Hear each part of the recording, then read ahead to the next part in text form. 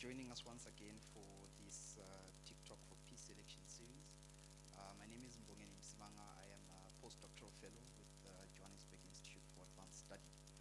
So just to sort of kickstart, because I was sort of behind, I'm going to let the panel to introduce themselves and give an overview in general of the work they do and where they come from and all. Thank you. Hi everyone, thank you for having me. My name is Samantha Jansen. I am a content creator. Rumor has it I am a social activist and an entrepreneur. So that's what I do. Hi everybody, my name is Moagesi Sibanda. I am the General Manager for Civic and Democracy Education, Research and Knowledge Management, very long title, at the Electoral Commission of South Africa. Hi everyone, I'm Sanele Kamete. I'm a lecturer at the University of Johannesburg, Department of Communication and Media Studies. I'm a strategic youth life and a career coach as well. Thank you. Thank you so much for your introductions. And I'll just probably just give a brief outline of what this particular session is about. So first of all, we're just looking at the theme rather, is responsible digital citizenship during elections. And at this point, we're just basically locating to the digital space and how to participate. But content creator here is going to be telling us how she uses online tools, shedding more light and giving us more nuggets related to that. So I will start with Span, just to get your question basically is alongside your preparations for managing the upcoming election. Please tell us a little bit about some of the work the IC is doing to promote and support responsible citizenry in the run-up. So first of all, as the Electoral Commission, one of our mandates is to conduct civic and democracy education. So within the IEC, we've got what we call the Outreach Department, and within it is the Civic and Democracy Education as well as Research Unit, and then there's Communications. And together our role is to ensure that we fulfill the mandate of an informed and educated voter. So that is in itself something that is very important, and it's a mandate we carry out whether there's an election or not. So we don't do civic education only because we're leading up to an election. We have to do it each and every year to ensure that the electorate is always prepared, engaged, and informed, and know what it is their role is within our democracy. But one of the other things that we do is that accountability and transparency. So our elections are conducted in a very transparent manner, in a number of ways throughout. The processes of voting are quite transparent, and the public gets to know how the whole process is unfolding. We inform exactly what it is you're going to expect on election day, so that you also can hold us accountable to the processes that we've said or have outlined should follow at a voting station. Our counting and even being at the voting station, we've got party agents, we've got observers, so we've got eyes on the process all the time. And the results themselves are shared simultaneously to the IEC, to the media, as well as to political parties and independent candidates. Again, ensuring that accountability and transparency through the process. So those are some of the ways in which we enable citizens to be empowered, but also to act as the eyes and owners of the electoral process. And it's not just something that is owned and done by us, it's a joint responsibility that we all have. Thank you so much. Quite interesting points coming out of the outreach in terms of informing the voter as well. And one other interesting aspect was that it's not done during elections, but also the continuous process that where the electorate is actually engaged this particular aspect of educating voters, per se. I think I will also probably go to Dr. Gamede. We have seen probably the fragmentation, increased negativity in South Africa's political discourse in recent years. What impact do you think this has had on responsible citizenship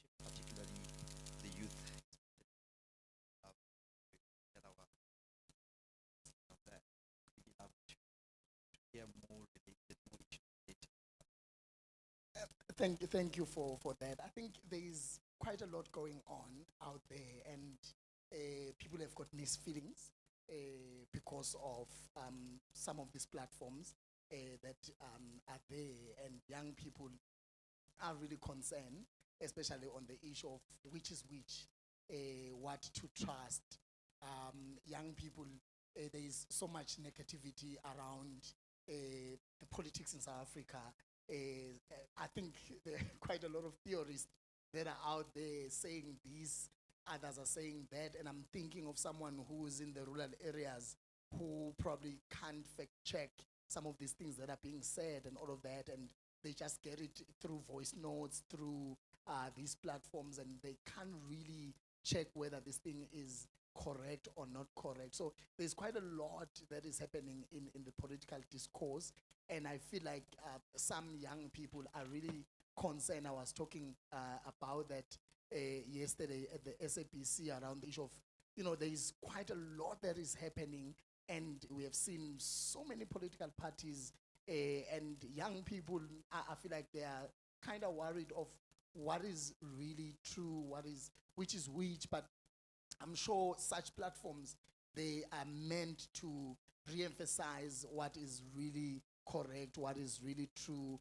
and the IEC doing the voter education, I think it strengthened that kind of element. But young people, I feel like, they are here, they will probably pose some of the questions, but they feel like there is quite a lot happening.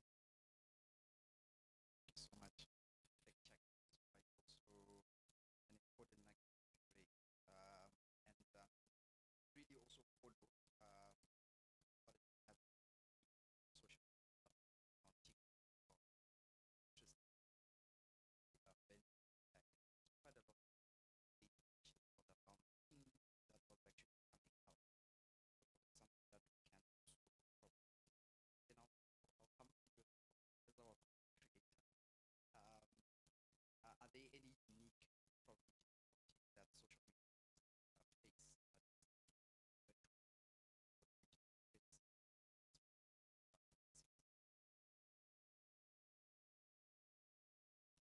So when it comes to social media, I don't think that there's anything um, unique, because social media tries to protect or give guidelines in how it is that you present your content.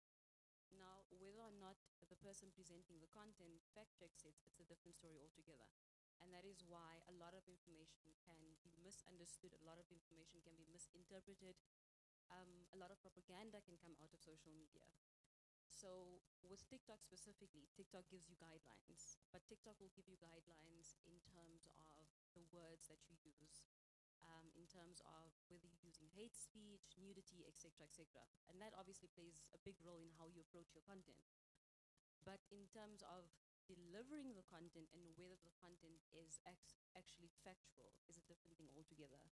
So for me, what I do, which I think gives me some form of credibility, I hope, because the IEC is going to come in here, is that I go to your website and I will read on the information that you have, and I will screenshot that, and I will back whatever it is that I'm saying.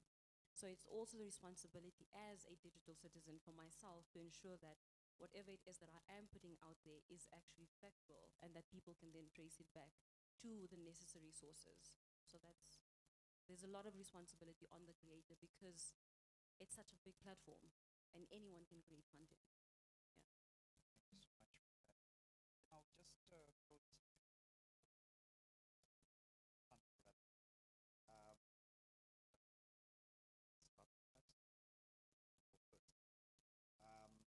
What are the core challenges that you see to digital resources, the advancement?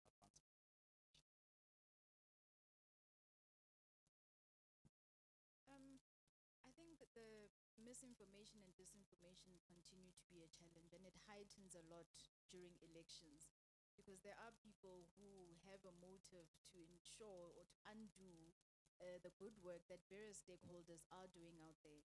But I like what Samantha is saying, and it's something I want to emphasize to young people as well, is that the Electoral Commission has tried over the years and is doing its best to ensure that we are available on all platforms. that voters would normally go to. So it is our mandate to go to voters and inform and educate. But I also would like to urge, especially young people, go look for the information as well. That is what responsible citizenry is also about. It's you being actively participating in your own empowerment, because the information is out there. IEC is on all social media platforms. So if you prefer a certain one, such as TikTok, you should be able to find some information there. WhatsApp 060880000. I always punt that number because we've got resources there. So it's our responsibility to create the content and simplify the information, but also put it out on our various platforms. And so if ever you encounter anything that you're not sure about, especially things that go viral, if it goes viral and it's causing alarm and it's fear mongering, it means go and check it out. You know, in journalism 101, I studied journalism. They said, if in doubt, check it out. If still in doubt, leave it out. So that means also be responsible. Don't share it. If you can't go and verify it through our various social media, WhatsApp, calling us directly, you've got a contact center, etc., don't share it. Also important, it's actually criminal to share information that is not correct. And I think we should be responsible by not peddling information that is incorrect, but that also doesn't advance our democracy. I think she have said a mouthful, but what I've noticed is that social media such as TikTok has given an opportunity, a very big opportunity to no one and anyone, which I'm not against. I'm not saying it should be like strictly controlled and all of that, but the challenge, especially at this time, these platforms I have seen, especially this one is amazing. It has created people from nothing.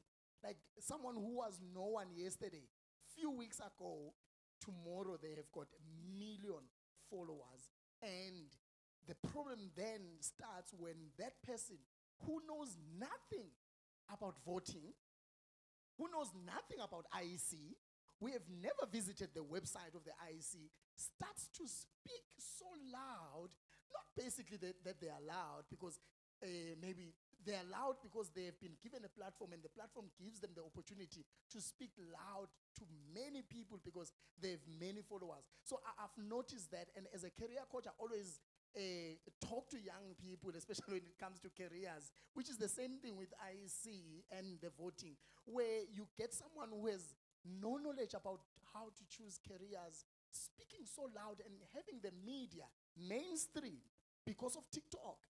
Someone is followed by 4 million people, and then SAPC calls that person to give them a platform to have a discussion. And I'm thinking, this person knows nothing about elections. How have they given this person to platform? So that's the challenge that we are finding ourselves in. Sorry, I'm laughing. No, the thing is right. You're very correct in saying that. The thing about social media is it has given everyone an opportunity to have an opinion. It does not filter that opinion. And whether or not people take it upon themselves to gain reference what they are saying is a different thing. But here's where I think social media plays a very big role, where you do find credible content creators or people that are actually expert in that field, is that they are able to take on mainstream media, because mainstream media have an agenda. They've got a narrative. And for the longest time, whatever SABC tells us, whatever ENCA, whatever tells us, that's what we think is correct. But now you will have another person come on and say, but actually no, that's not correct. And they'll be able to reference it. They will go to the IEC website and say, according to the IEC, A, B, and C. So yes, you can wake up the next morning with 1 million followers and really do not know what you're talking about. But you would also have people who would follow you for that reason. And these people have no intention of looking at whether or not they are being responsible consumers of social media. They don't. They follow you according to what you like, and if your views align with their views, then they go with it. I'd like to think my views that is fact check, guys. All right. Thank you for your submission. I think we need a lecture for Dr. Gamete to give us the really unpack issues. But quite interesting as well. Check, fact check. That information packaged in such a short format, and especially for the it's quite tailored for let's fact check as much as we can. I'll move on to my next theme that I would like to discuss, that is basically related to and looking basically at various society, how um, I'm thinking about party churches and TC, how collaborate. But my first question is for Dr. Kameti again. Um, what does responsibility look like in the tech industry? Are the standards, framework, factor considered, or rather, what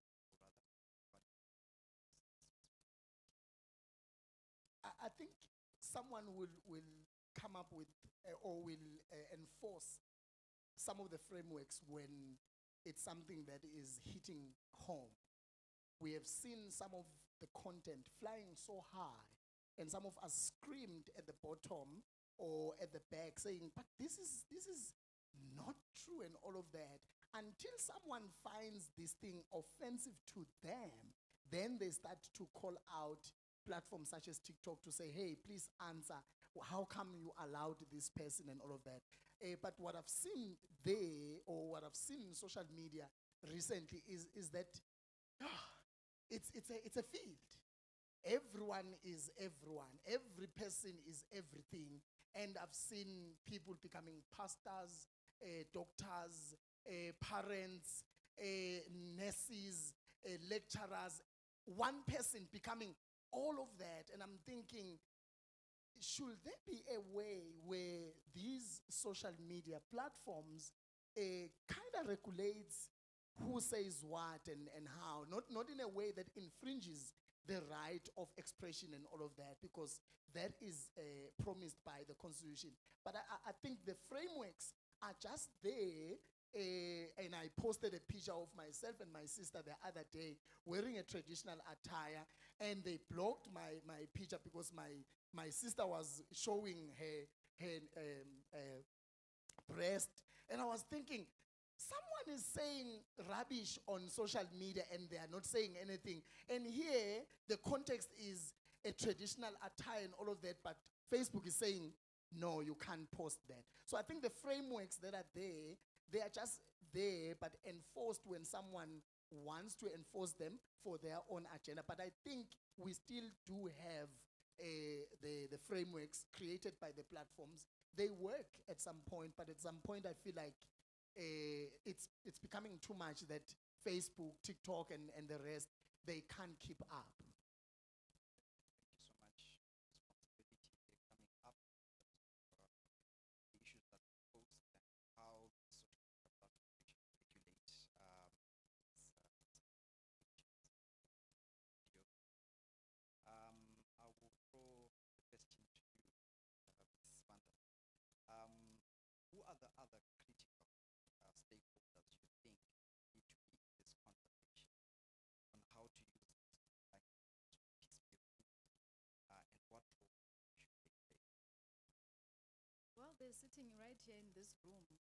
You know, the reason why we came up with the NPE 2024 slogan, "It's your democracy, own it," was precisely to remind all stakeholders that elections and democracy are not the responsibility of any one organization, but it is something that we all co-own. Because when it falls apart, it really falls apart on our clock and our hands, because we have different roles to play.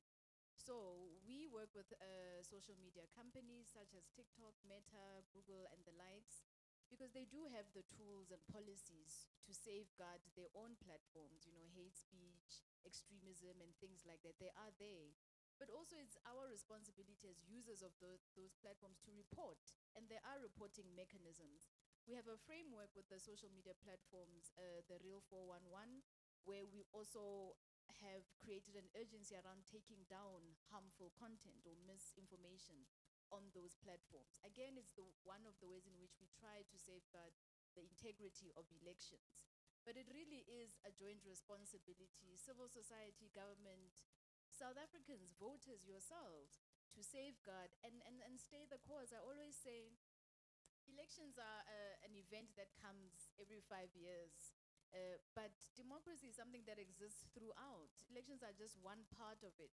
You need to know who your councillors are. You must attend town halls. You must engage in the various IEC conversations, because that is what keeps democracy thriving and integrity of elections thriving. If you want to try and do it now when elections are coming, it's too late.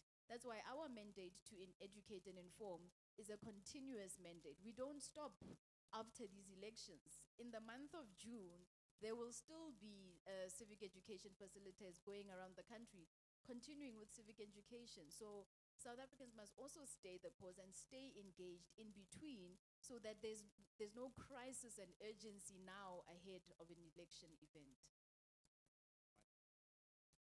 Very interesting. Have sure content that is our responsibility.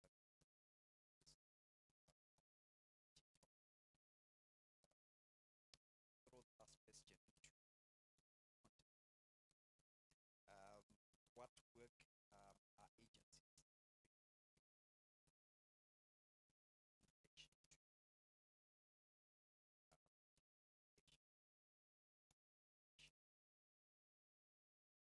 Sorry, by agency.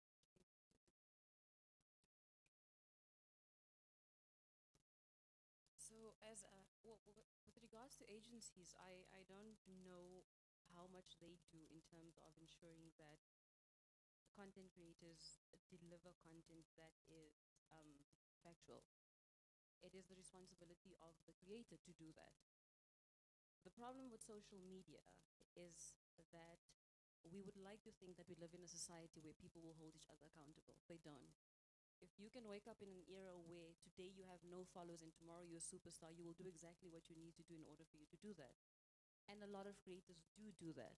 They don't necessarily care whether or not their views or what it is that they do on a specific platform aligns with what we will consider to be safe in our community. TikTok, for example, does give consumers of social media the opportunity to report, etc. But people do not always do that. We would like to think we're responsible. We're not a very responsible society, I can tell you that much. And you can tell it by a lot of creators that have very, very large following, and what gets done on that following, and whether they utilize it to educate. So it really comes down to the type of content you want to create, to the type of audience you're looking to attract, and what it is that you would like to see yourself doing on that platform. Because the platform can really propel you to different parts, literally. Thank you so much for that. I'll move on to our next theme. I'm trying to keep time. So I'm trying to make sure that we at least cover everything in the time that we give. But the next theme basically is on voter engagement. And in this particular theme, we're voter participation and the extent to which citizens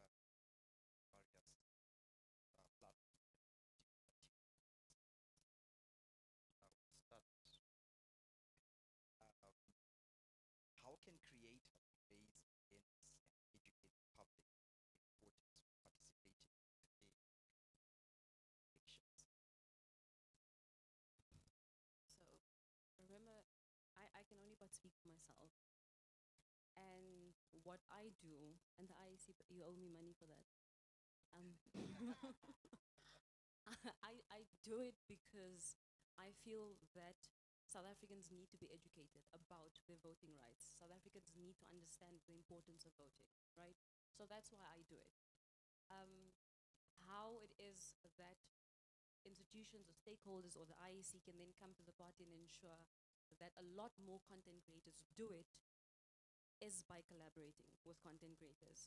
Because for me, it's purely been, you look at the current structures of South Africa and you speak to a lot of people and you can tell that people do not understand what it means to vote, how it is that they can vote, what strategic voting is. People don't understand that. And as much as the IEC can do the best that they can in terms of educating, but they do it through systems that people will not necessarily go to, right? For example, when last week there was a situation where if you need to amend your province, there's a section 24A something. I learned about a section 24A. I don't know what it means, but I was able to educate people about it, right? And I did that because I thought it was important. In the event, and this is just a personal opinion, for the IEC, social media is a very, very powerful platform. And as much as you guys have utilized it, you have not utilized it to its full potential. And by that, I mean, you should be able to take people within the IEC and say, speak about this, create content around it. You can create your own influencers with inside the IEC, pay them a monthly salary because social media is a job. It's literally a full-time job, and have them speak up about it, but you haven't. So now someone like myself, have appointed myself. So now I am the self-appointed IEC influencer who speaks up about these things, right? To ensure that people actually get that information.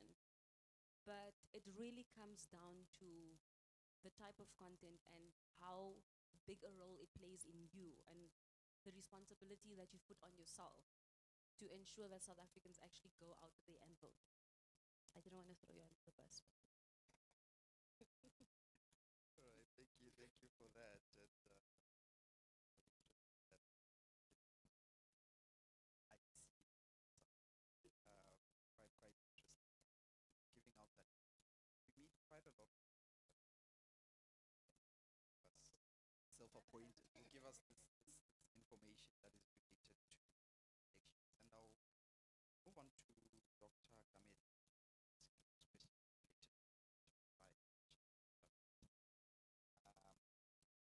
So the digital divide is still an animating factor in South Africa to data infrastructure issue. So inclusivity is an important part of responsibility. What does inclusivity look like in integrating people into the digital discussion? How can this be achieved moving forward during That one is quite interesting, especially for someone coming from the rural areas, living in the city now, especially in a country that assumes everyone has access, which is not true. I work with young people currently in 8 provinces. I'm fishing for Northern Cape. I think I've got someone there. So, and you will be surprised that there is really, really a huge digital divide.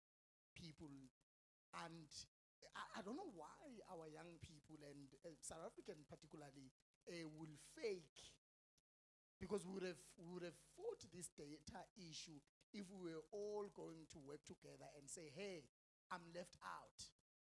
But I guess even to say I'm left out, you need to have data to actually say that.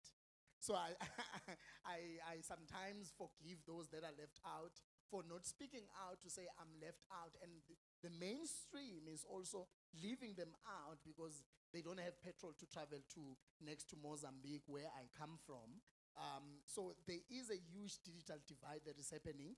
Young people are trying by all means. I know that platforms such as Vodacom, MTN, and the likes, they've tried to make sure that there is data for social media where you can just buy a bangle and go to TikTok only and all of that. They are trying, but we still have a serious issue of data being too expensive. And I think the fight should be joined by platforms such as TikTok to say, we want everyone to be in these platforms, because we are now accused of being exclusive instead of being inclusive, because other people can't afford to be in these platforms. People just go in for 30 seconds and come out, and the system, the department then says, we have got 4 billion, or we've got 4 million, or we've got 10 million users. And only to find that the users, they've just went there for a minute because MTN sends them a message to say, we have got 1 MB left, and then they left. So I think moving forward, platforms such as this ones should come on board in the fight of the inclusion. The inclusion, it out there, it's a mess. People don't have access to these platforms, and I think we need to work hard towards building that inclusion, even beyond the elections, making sure that young people are in the platforms, because trust me, they are just in and out. And my sister have even said that having IEC pushing the message on these platforms will force government to actually work with these service providers to say, even our departments are pushing these messages in this platform. So we want the young people, we want everyone to be included in terms of having access to these platforms. So I think we are not doing well as a country. We are just pretending, because I think someone lied to us that in Africa, we are, the best. I mean, we are the best in some ways or the other, but there's a lot of pretense when it comes to us reflecting the true reflection of who we are and what we can access and what we can do. Thank you so much. Quite interesting.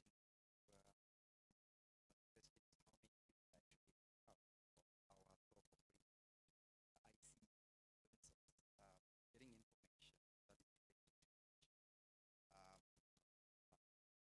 actually watching you conversation without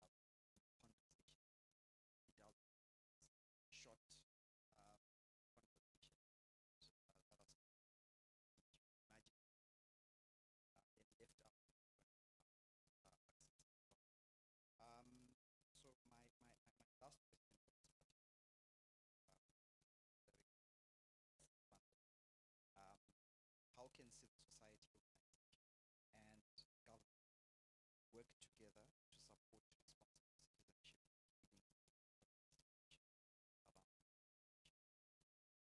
I think my response is going to stitch together what the two police have said. So we've got an advocate for digital civic education, so to speak, and Dr. Gamede is talking about the people who are being left out. As the IEC, our mandate is to make sure everybody is included. And that's why for us, face-to-face interventions within civic education still remain very important.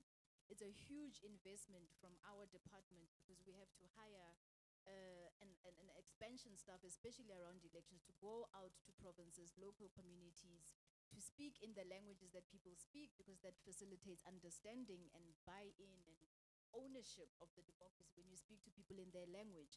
We hire people from those communities and not, send them from a different community, because they know the space. They're able to walk around the space. They know Mwachisi here, and you're able to give the right information. So face-to-face interventions are very key for our stakeholder engagement, for our partnerships with communities on the ground, but also community radio. We speak a lot about digital because it is loud, but I think, as you're saying, it's something that is part of us in metropolitan centers. And also with the newsrooms becoming less resourced, it's an easy go-to when you're doing references. But our research actually tells us that there are many more South Africans out there in rural areas. South Africa is still a very rural country. Data is an issue. And therefore, being able to reach communities simply using digital platforms will not be enough. So using mass media, we've got partnerships with the public broadcaster, SABC Education. We use community radio. We're running a campaign this week around the 3 ballots, as well as Section 24A, she mentioned it. And that simply means if you will not be within the voting station where you are registered on voting day, you must inform the IEC and tell us where you will be able to vote. And it may apply to students here, because maybe you registered back home by February, and now you'll be on this campus in Johannesburg. So you must inform the IEC by 17 May that this is the voting station where we can find you, so that we're able to accommodate you there. You can't just vote anywhere in this election going forward. So that's something important to bring in. But all of our civic education programs really do face-to-face community radio, mass media, digital. We try and tackle every space so that we find as many citizens as we can. Of course, it doesn't reach one-to-one. We've got about almost 30 million voting age public approximately. The resources to do a one-on-one for that is practically impossible. That's why having responsible citizens like Samantha who take on the baton and own their democracy is important, because she's got a constituency she speaks to and can reach people that may not readily come to us, but she has them captive and can speak to them with credible information. So really, every platform and every stakeholder is important when it comes to our democracy project.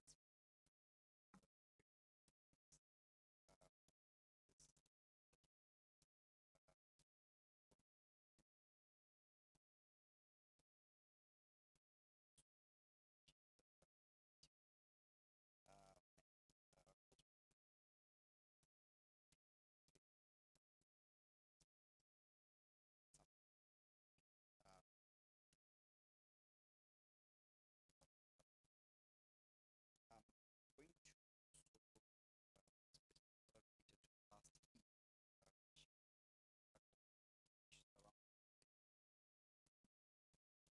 which around something we should touch on, but about to expand on this. I'll start myself.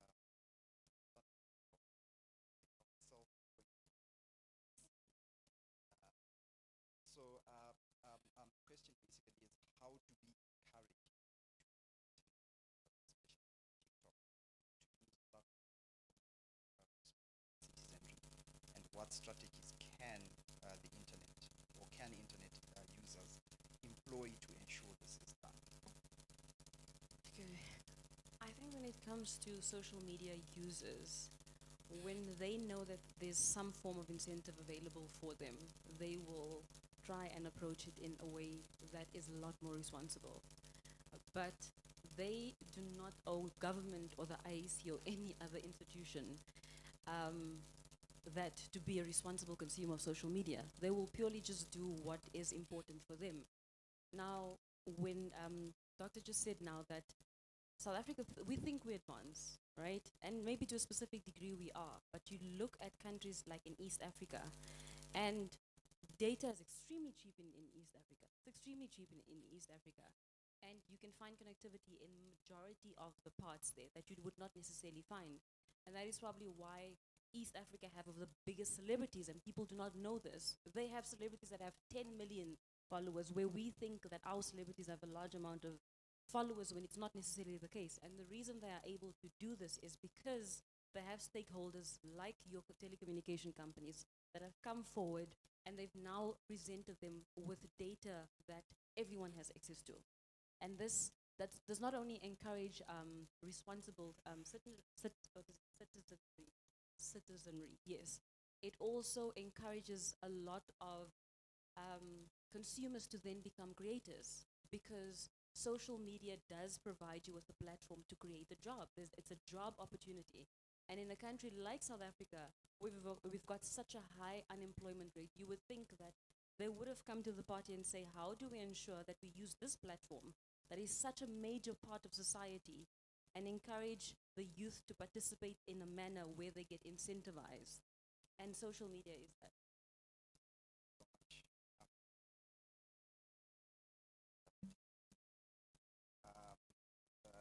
What role can social media play? And I think it's coming together in one cause and working together, meaning willingness. Because I think in this country, we work in silos. Sanele Kamete is doing that, and so is doing that, and all of that. So I think we just need to have a buy-in amongst each other and be willing to work together, as she have said, that when we want to work together, we can put together an event in FNB in less than 3 weeks when we want to. And if we don't want to, we can drag something that could just happen here for months, and we'll tell you, Chief, you know what, so and so should sign and all of that. So I think we need to work together and work with the people that can actually bring the result. Let's bring them on board. Companies, government, private sector, and individuals as well.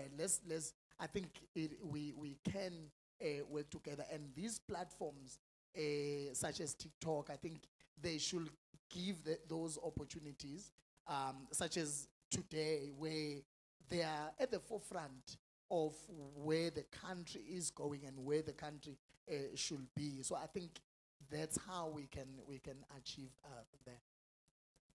Much working together and side and talking to committees, but that can utilize that are quite captivity. Um, s- s-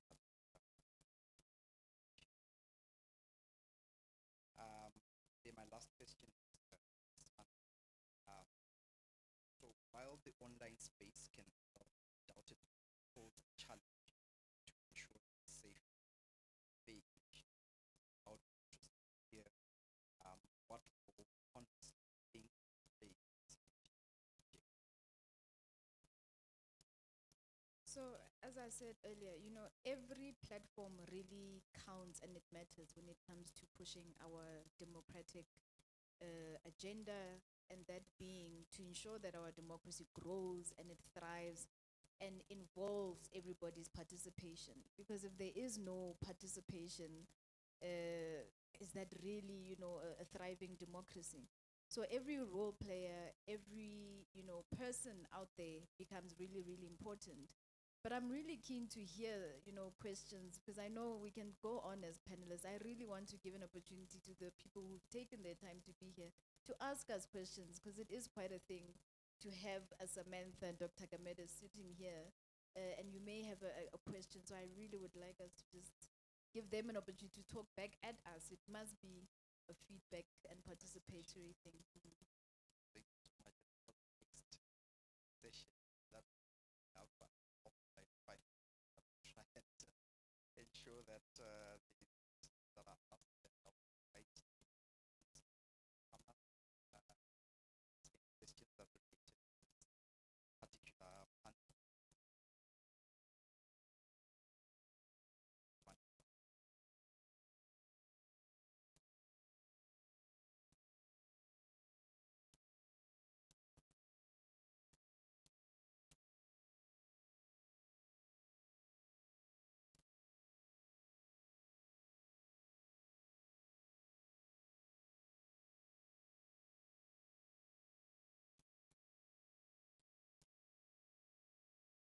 It's like we've got a very informed citizenry in here.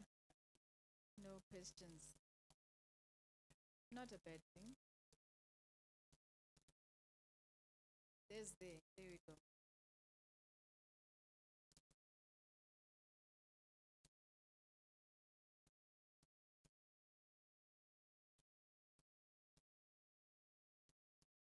Hi everyone. I don't know if this question was asked and answered by the moderator, but what is the IEC doing to reach the people in deep rural areas and inform them about the different ways to vote, and also just inform them about the different political parties that vote?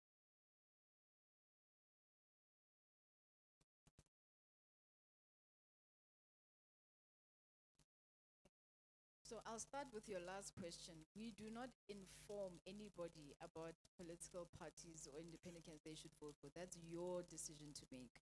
We are in manifesto season, so you are spoiled for choice and opportunity to engage those who are saying they wish to represent you in decision-making platforms. So go out and engage there.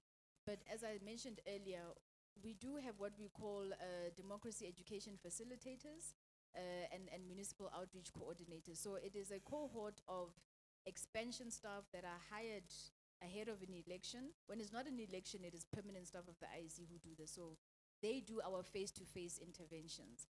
And those are important, especially in rural areas, because For example, our democracy education facilitators are responsible for 3 wards. So that is really the microcosm of how far or how deeply we want to go when it comes to informing the public. So it will be somebody who's able to walk these 3 wards and lives in those 3 wards and conduct civic education interventions at schools, clinics, town halls, throughout the year. For this past financial year, we had a target of 80,000 face-to-face interventions. We've reached and gone above that. We were at 203,000. That is what the power of our expansion staff has been in conducting face-to-face intervention. And even the 80,000 is a huge target for any one organization to try and achieve. But to go over and above that shows that we've really put in the effort in terms of engaging the public. But as I say, community radio, so we don't assume that people watch the mainstream TVs and mainstream radio channels and private channels. Community radio is very important because you're able to also localize issues and people call into the shows. So they're like 30-minute discussion talk shows, and communities are able to call in and ask questions and really localize their issues. So somebody could be talking about water in their village, for instance. How does that link back to democracy? And that is the key of civic education, that you need to link back elections and democracy to people's bread and butter issues. That's how you make people relate and own democracy, because our research has found that people have sort of disassociated their participation with sort of their bread and butter issues. And you need to ensure that people remember the reason why maybe some things don't work out in this area is because you're not participating, you're not holding people accountable, you're not sure who your ward councillor is, you're not sure what the budget is for our area, you're not informing the budget for that area. So if you disengage, especially young people who are the ones we found are the ones who are disengaging the most, it really creates a feedback loop.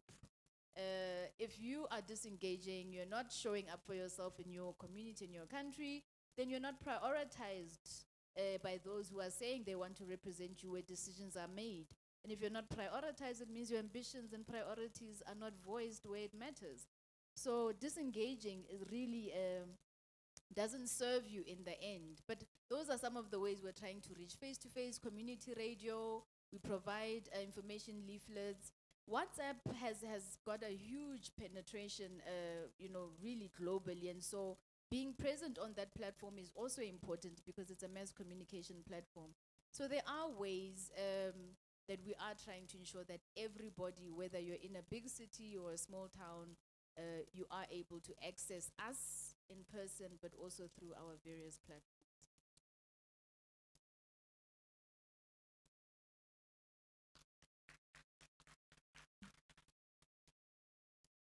So I just had a question that I wanted to ask to the IEC, is that your responsibility as the IEC is to ensure that there's a free and fair election, right? That's one.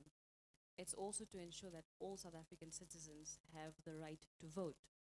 However, and this is a personal opinion, I do not personally feel that the IEC has done everything to ensure that all South Africans are always eligible to vote.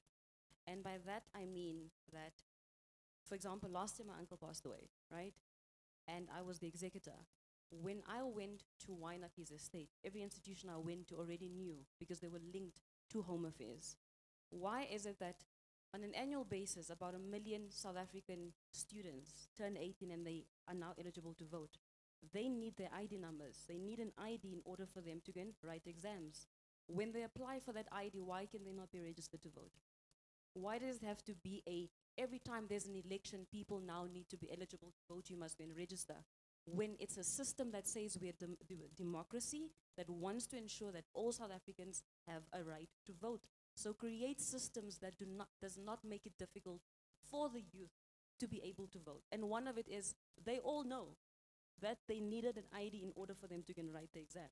When I stand in that queue to get my ID to write my exam for matric, why can I not register to vote?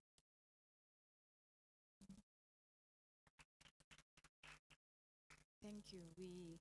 Great idea, but I think it's also about understanding the mandate of the IEC. The IEC is an election management body. It does not create laws. It simply implements the laws that exist. And there is no law right now that enforces registration of new entries into the voters' roll. It is a constitutional right, and it must be you volunteering and wanting to join the voters' roll in order to become a registered voter. So you can register as soon as you turn 16 and you have your ID, and you will be able to vote once you turn 18. But it is not something that is in any law, and therefore we can't force it. We can't automatically register you. There are some countries that do that, but in South Africa that does not exist. But it would not be the mandate of the IEC to do that. As I said, we only implement laws as they exist. We do not create the laws. It's not within our constitution to force anybody to be on the voters' roll. And that's why we encourage participation and ownership of the democracy. And it's not something that is enforceable at this point.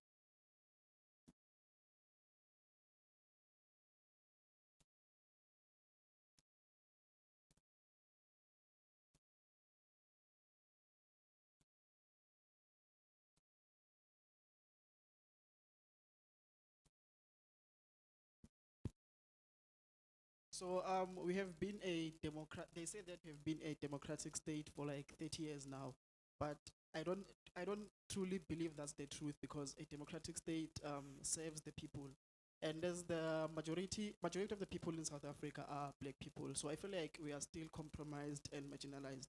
So that is because the institutions that are supposed to be serving the people, they are compromised, and the leaders that are supposed to be working for people are bought. So I just wanted to ask, isn't the IEC compromised? And what is the IEC doing? What is the IEC doing to make sure that there's no voter manipulations? Before I give it to you, I also want to, nail her as well for that particular question, but I will save you. I think it is our responsibility as the public. I will give her an opportunity to answer, but I think it is our responsibility as the public, as young people, to ensure that doesn't happen, and make sure that we are vigilant enough. The other thing that we normally do as young people, we point at afar.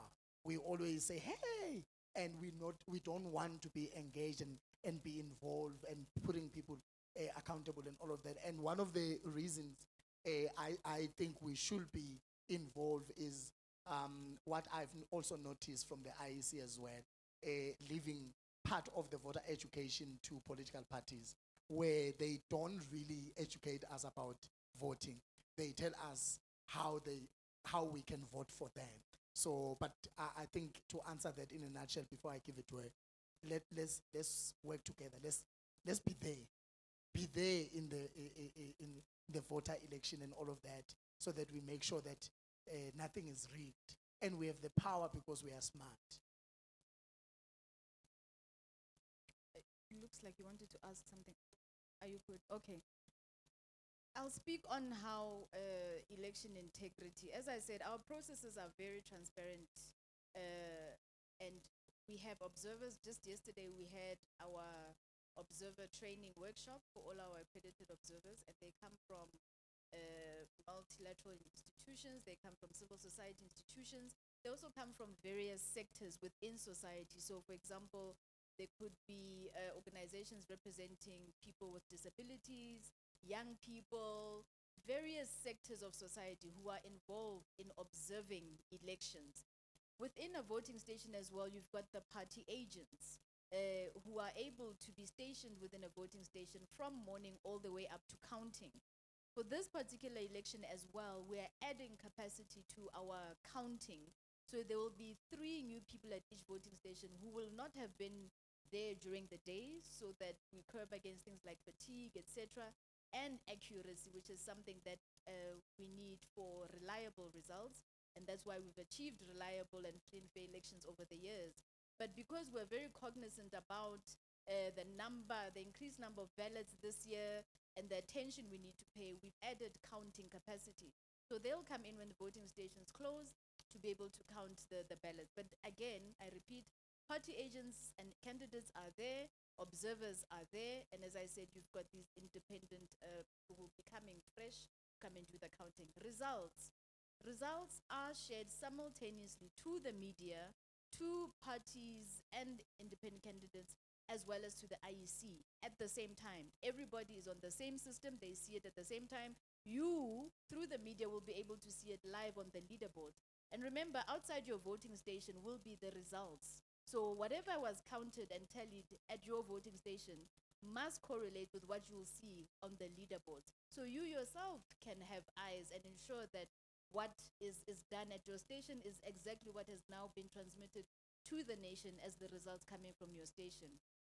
But lastly, as a voter yourself, we share what we call the voting process. So what are the expectations from the time I'm in the queue all the way, and the movement, inking, checking on the voter's roll, going to the booth, etc., etc.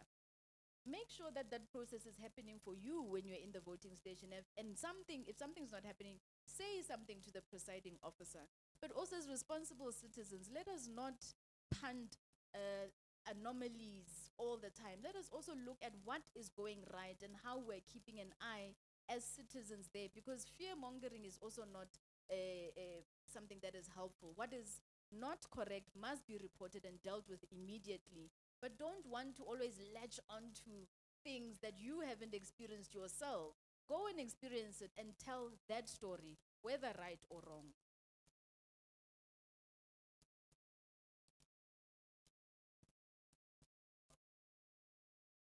Oh, how do we ensure that, let's say, you see something important, how do we ensure that that person will be accountable in every displaying our individuality that actions that. So how do we ensure that these the something that's done about it every day? There are displayed crime, corruption, but nothing is done about it. So how do we really feel like there's nothing that's going to happen, and you can't blame us for feeling that, because we are every day in the media space. That's our that there is no consequence because they have power. They are in power. I am just right now that held accountable for their actions. So how to ensure that something's going to happen?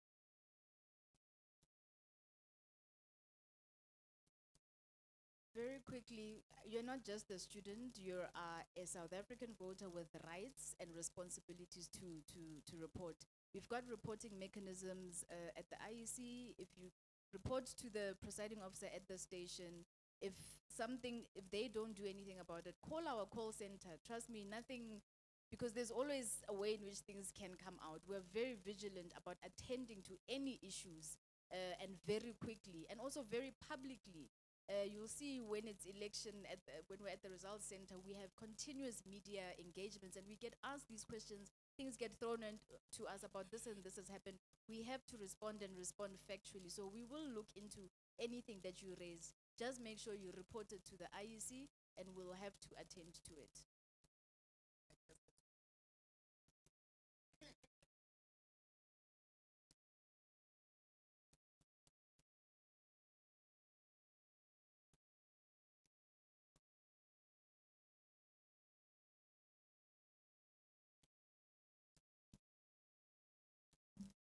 Take the opportunity